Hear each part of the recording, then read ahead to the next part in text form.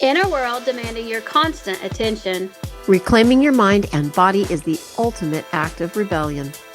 welcome to Wholistic Wednesdays. I'm Amy, your guide to the subconscious and the stories that shape your reality. And I'm Shelly, your partner in holistic health and life design.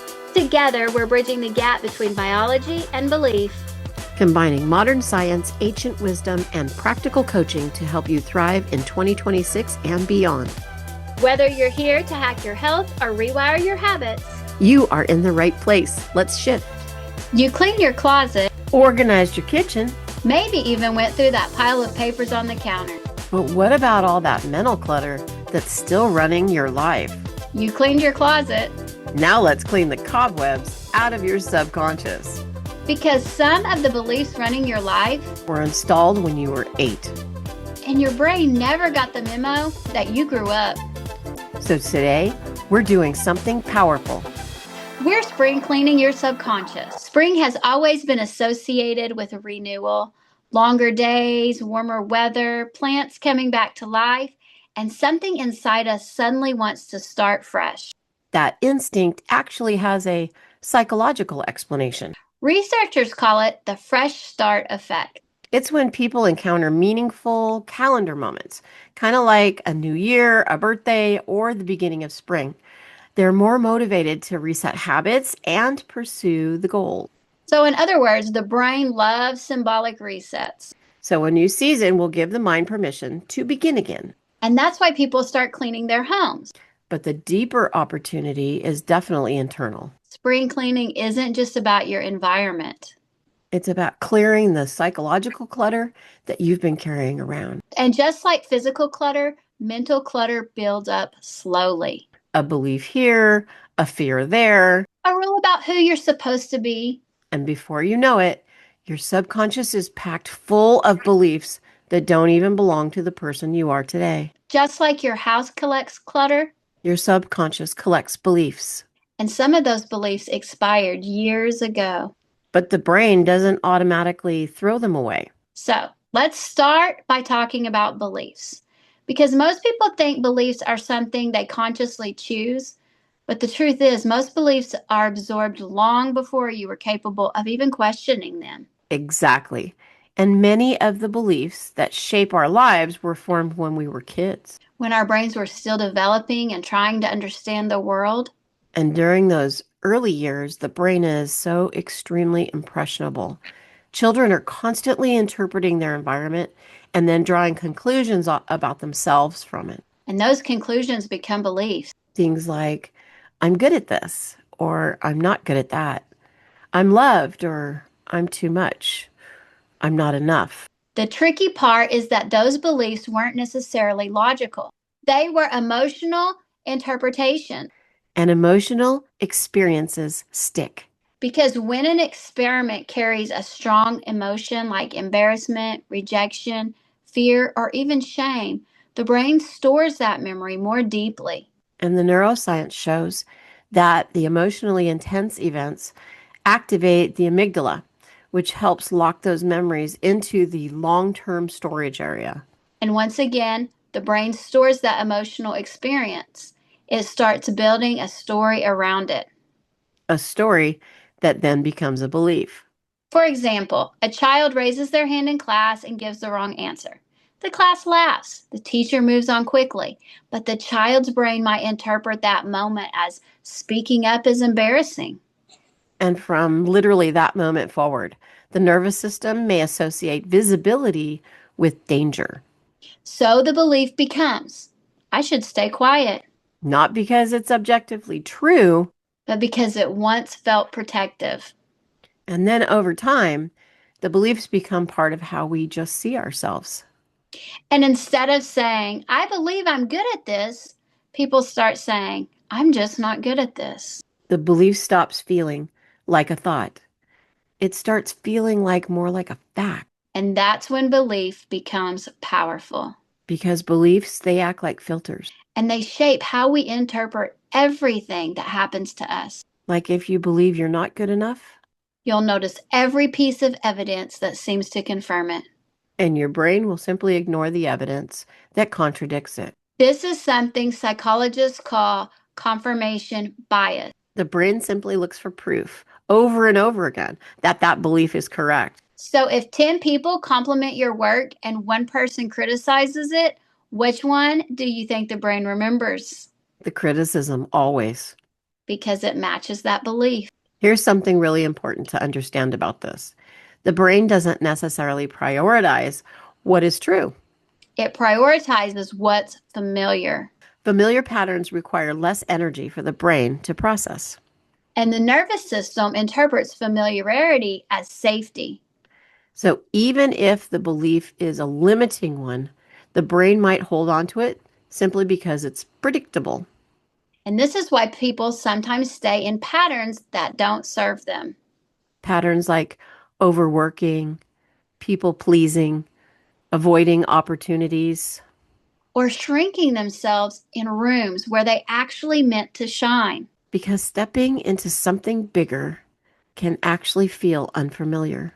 And unfamiliar triggers the nervous system's alarm system every single time. So then the brain quietly nudges you back toward the old belief, Not because it wants to sabotage you. but because it wants to keep you safe. A lot of subconscious beliefs come from three main sources: Childhood experiences repeated message from authority figures. and emotionally intense moments. For example, if you grew up hearing things like money doesn't grow on trees, or don't get your hopes up, or you have to work twice as hard, Those phrases can quietly become beliefs about how life works for you. and those beliefs shape how you approach every opportunity. Another common source is your family dynamics. If a child learns that love comes with conditions, They may develop the belief, I have to earn love. and that belief can follow them into adulthood. It influences relationships, work, and even how they treat themselves.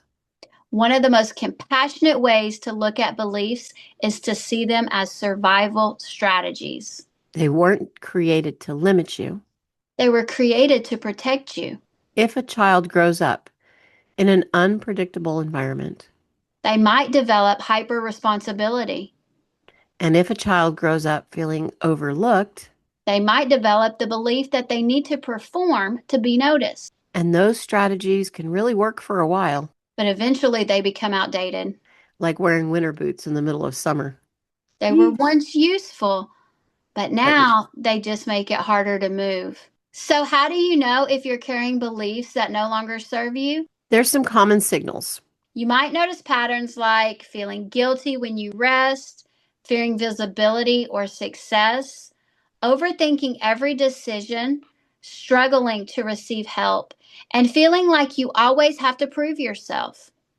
Those patterns, they often point back to the underlying beliefs Beliefs that were formed long ago.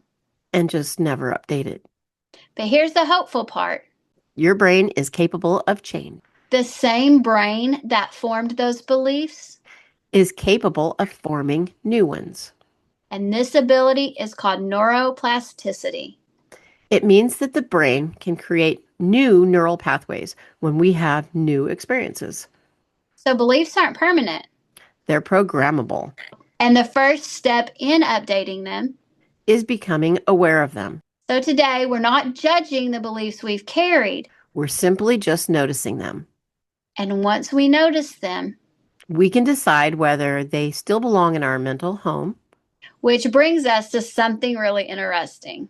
Because when we talk about detox and spring cleaning, Most people think about their diet, but the body also holds emotional residue. and one organ in particular plays a fascinating role in that process. The liver. So let's talk about the connection between emotional detox and spring renewal. So we just talked about the mental clutter we carry: old beliefs, outdated rules, stories about who we're supposed to be. But something interesting happens when we start letting those beliefs go. The body often responds. Because emotions and beliefs don't only live in the mind, they live in the body. And one of the most fascinating connections we see, especially in spring, is the connection between emotions and the liver. Exactly. In several traditional medicine systems, spring is actually associated with the liver and what's called the wood element, which represents growth, expansion, and new life. And when you think about it, that actually makes a lot of sense. Spring is a season when everything's being pushed forward. Plants break through the soil, trees begin to bud, and energy really starts moving again. And in those traditions, the liver is considered the organ that helps regulate the smooth flow of energy, what they call ki, through the body. And when that energy flows freely, emotions tend to feel balanced. But when the flow gets blocked or stagnant, frustration and irritability can start to build up. And that's why the emotion most often associated with the liver is anger. Not necessarily explosive anger, but like frustration and resentment, irritability, or just feeling stuck. And here's the interesting part: anger isn't actually a bad emotion. In fact, anger is often a signal that something inside us needs to move or change. It's an activation emotion. It says something isn't quite aligned. But when that emotion gets suppressed, when we push it down or we ignore it, the body has to hold that tension somewhere. And then over time, that tension can show up physically, like headaches, digestive issues, tight shoulders, jaw tension, feeling wired or restless. The body starts carrying the emotional residue of experience we haven't processed. And the liver, it plays a huge role in detoxifying not just physical substances, but also the hormonal and chemical byproducts of stress. When you experience stress, your body releases cortisol and adrenaline, and those hormones have to be metabolized and cleared. So if someone has been living in a long period of stress, and that could be you, or maybe you've got a lot of pressure or emotional suppression, your body can actually end up carrying a backlog of all that chemical stress load. And this is one reason people sometimes feel emotional when they start making changes, when they start resting more, or when they begin doing inner work. Because the body, it finally has space to process what it has been holding on to. There's another concept from traditional medicine that's really interesting here. It's something called the liver key stagnation. Which basically means energy gets stuck. And when energy gets stuck, emotions tend to feel stuck too. People might feel irritable, easily frustrated, emotionally reactive, or like they're just carrying tension all of the time. And interestingly, those feelings often increase during times of transition, like spring. Because change naturally just stirs up energy. And if that energy doesn't have someplace to move, it builds pressure. And that's why people sometimes feel unexpectedly emotional during periods of growth, like new jobs or new opportunities, even personal breakthroughs. Growth shakes loose whatever's been sitting underneath. There's another fascinating piece to this. In traditional Chinese medicine, the liver is also connected to vision and direction. Not just the physical vision, but the ability to see where your life is going. The liver works closely with the gallbladder, which is associated with decision making and courage. So when that system is balanced, people often feel clear about their direction. They feel flexible, creative, forward moving, But when it's out of balance, people often feel stuck. indecisive, frustrated, like they're pushing against an invisible resistance. And that's why spring cleaning your subconscious can actually support emotional clarity. Because when you release outdated beliefs, the nervous system can finally relax. And finally, when the nervous system does relax, the body can process what it's been holding. So, how do you know if your system might be holding emotional residue? There are a few common signs. You might notice things like unexplained irritability, feeling emotionally reactive, tension in the neck or shoulders, difficulty making decisions, or waking up between 1 and 3 a.m. And interestingly, traditional medicine associates that time window with the liver's peak activity. It's when the body is working hardest to detox and process. So remember, sometimes those middle of the night wake ups aren't random. They're your nervous system trying to release all the stress.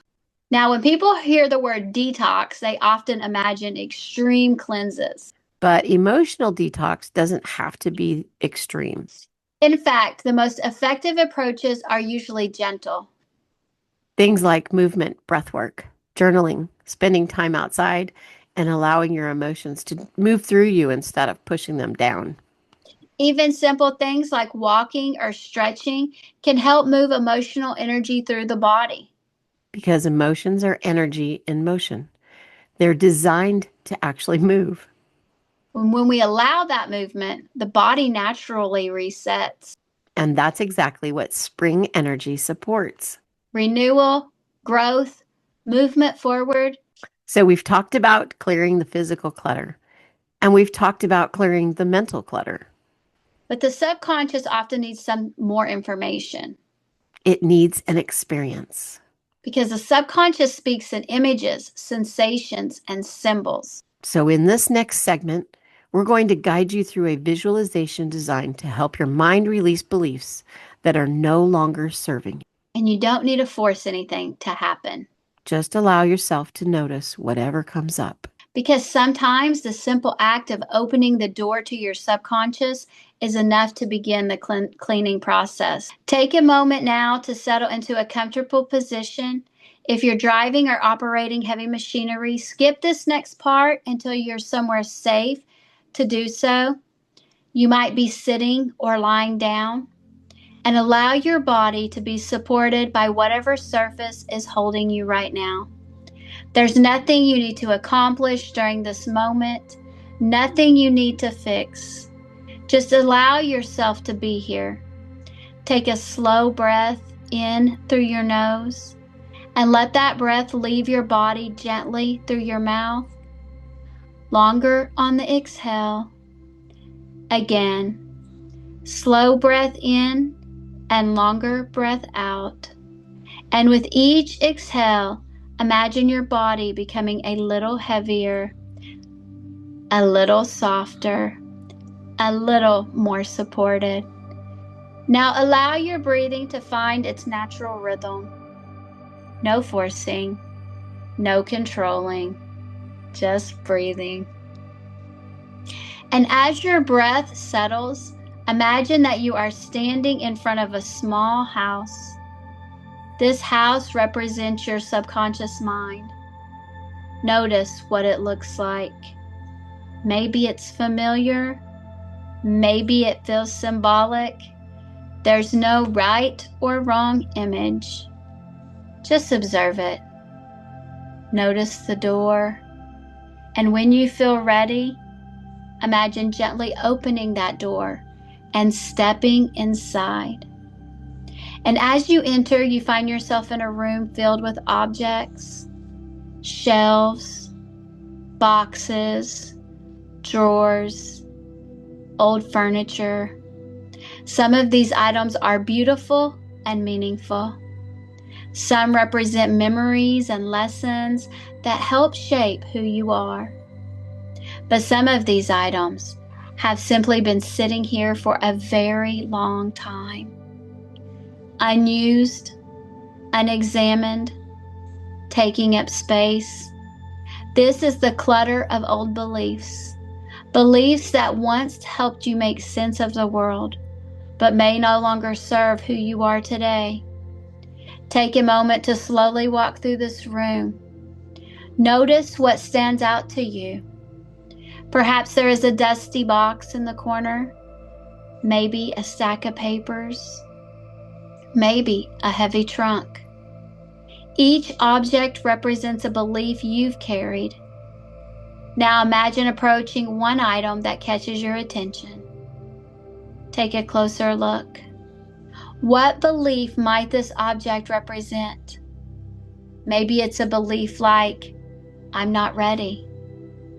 I have to prove myself. It's safer to stay small. Or I'm not enough. You don't need to judge this belief. You don't need to argue with it. Just notice it.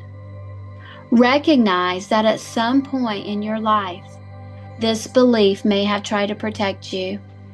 It may have helped you navigate a difficult moment. So before you release it, take a moment to thank it. Silently say, thank you for trying to keep me safe. Now, ask yourself gently, is this belief helping me grow today, or is it simply familiar? If it no longer serves you, imagine placing it into a box labeled completed, not rejected, not destroyed, simply completed. Now notice how the room feels as you remove that belief.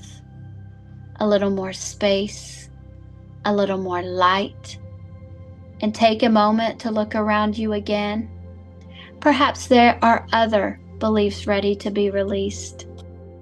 You might notice another object, another box, another drawer, each one representing an old story about who you are supposed to be. Pick up one more belief, hold it gently, and ask the same question. Is this belief helping me grow, or is it keeping me small? And if it's ready to be released, place it into the completed box and notice how the room begins to change. The space feels lighter, more open. And now imagine opening the windows in this room. Fresh spring air begins to move through. Soft sunlight enters the space. Dust particles floating in the light, slowly drifting away. And with every breath you take, more fresh air moves through your subconscious, clearing old energy, making space for new possibilities. Now imagine bringing something new into this room. Not a belief you force, but a belief that feels supportive. Something like, I am learning. I am capable. I am allowed to grow. I am safe becoming more of myself. And place this belief somewhere in the room, maybe on a shelf, maybe in the center of the space. And notice how it feels to have it there. You don't need to convince yourself of it. Just allow it to exist. Your mind is learning that it's safe to update, safe to release what is outdated, safe to create space. Take a slow breath in and imagine the room becoming even brighter, even clearer, even calmer. This room will continue to organize itself. Your subconscious knows how to release what it no longer needs. All you had to do was open the door. Take one more slow breath in. Good. And let it go. Now begin bringing your awareness back to your body. Notice the surface beneath you. Notice the room you're in. Gently move your fingers and toes.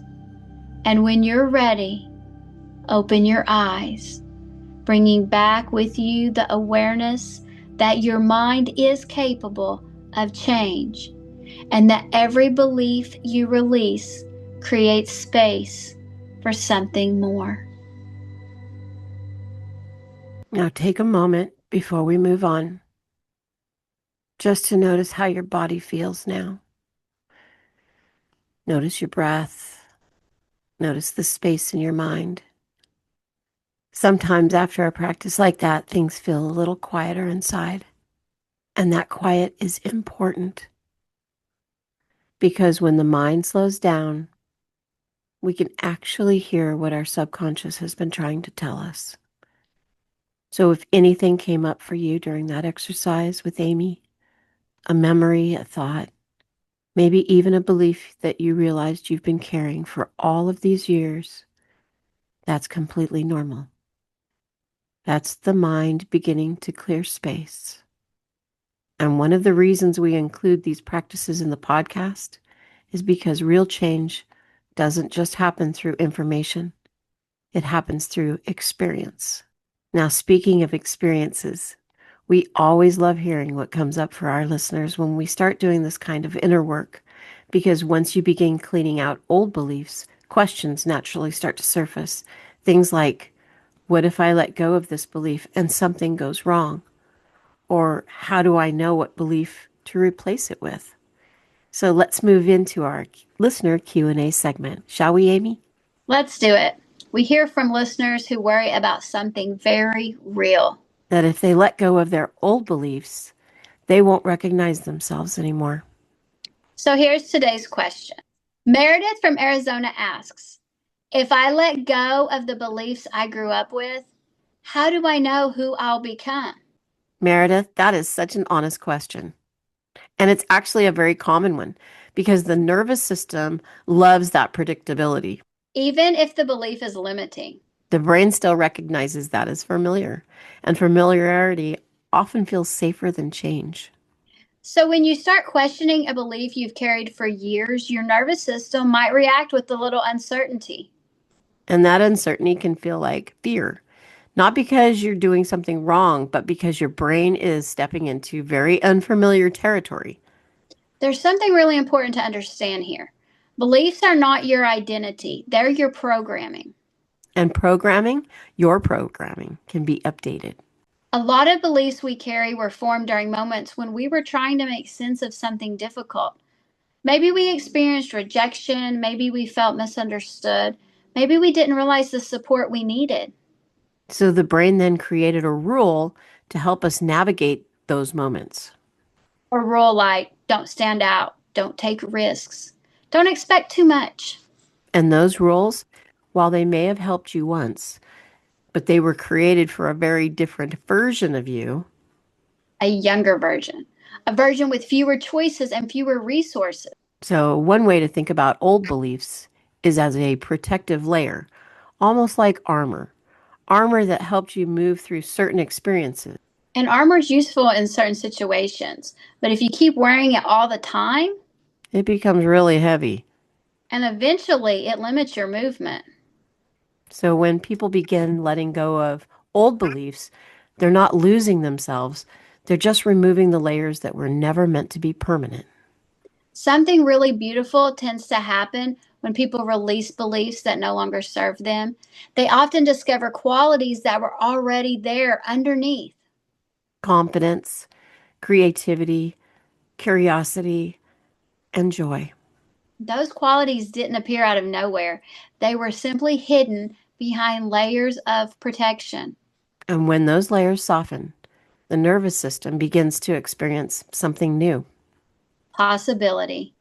And here's the more reassuring part: you don't have to release every belief all at once. This isn't a dramatic overnight transformation. It's more like slowly opening windows in a room that's been closed all winter long.